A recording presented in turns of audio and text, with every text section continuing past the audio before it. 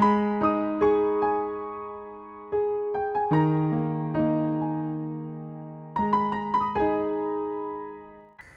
ദിവസം ചെറിയൊരു കുട്ടി മുത്തശ്ശിയോട് ചേർന്നിരുന്നപ്പോൾ ചോദിച്ചു, മുത്തശ്ശി, സ്നേഹം എന്നാൽ എന്താണ്? അതെങ്ങനെ കാണാൻ സാധിക്കും? മുത്തശ്ശി കരുതലോടെ ചിരിച്ചു. മുത്തശ്ശി കുട്ടിയെ വീടിൻ്റെ അടുത്തേക്ക് കൂട്ടിക്കൊണ്ടുപോയി. അവിടെ ഒരു വൃദ്ധൻ ചെറിയൊരു പൂന്തോട്ടത്തിൽ പണിയെടുക്കുകയായിരുന്നു. മണ്ണ് പുരണ്ട കൈകളാൽ ചെടികൾക്ക് ജലം നൽകിയിരുന്നു. മുത്തശ്ശി മന്ദഹാസത്തോടെ പറഞ്ഞു, ആ കാണുന്നയാളോ? അദ്ദേഹം ഈ പൂന്തോട്ടത്തെ പരിചരിക്കുന്നു, വളർത്തുന്നു. പക്ഷേ ഇതിലെ പൂക്കളെല്ലാം ഇദ്ദേഹത്തിനായല്ല പൂക്കുന്നത്. അവ വായുവിൽ സുഗന്ധം പരത്തുന്നവയല്ലോ. അതാണ് സ്നേഹം.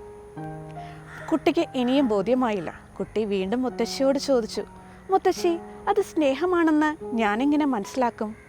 മുത്തശ്ശി ചിരിച്ചുകൊണ്ട് പറഞ്ഞു, കുഞ്ഞി, സ്നേഹം എന്നത് സ്വന്തം ലാഭത്തിനായല്ല. അത് മറ്റുള്ളവർക്കായി ഒന്നൊന്നായി നൽകപ്പെടുന്ന നന്മയാണ്. അത് തിരിച്ചു കിട്ടാൻ പ്രതീക്ഷിക്കാതെ ദാനമായി നൽകപ്പെടുന്നു. ഈ മുത്തശ്ശി നിന്നെ കാക്കുന്നതും നിന്റെ കൂടെ നടക്കുന്നതും നിനക്ക് സന്തോഷം ലഭിക്കാനാണല്ലോ.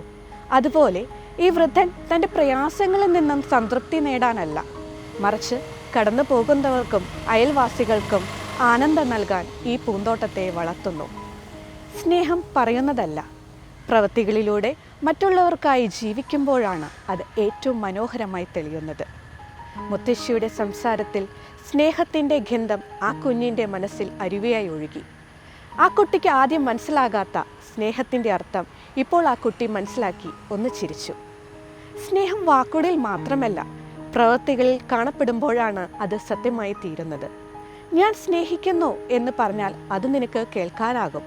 പക്ഷേ ഞാൻ അതുപോലൊരു കാര്യം ചെയ്താൽ അത് നിനക്ക് മനസ്സിലാവുകയും അനുഭവപ്പെടുകയും ചെയ്യും. കുഞ്ഞിൻ്റെ മുഖത്തെ സന്തോഷം കണ്ടപ്പോൾ മുത്തശ്ശിയുടെ മനസ്സിൽ സന്തോഷം കൊണ്ട് നിറഞ്ഞു. മുത്തശ്ശി കുഞ്ഞിനെ അടുക്കി പിടിച്ചുകൊണ്ട് പറഞ്ഞു, കുഞ്ഞെ, ദൈവവും നമ്മെ ഇങ്ങനെ തന്നെയാണ് സ്നേഹിക്കുന്നത്.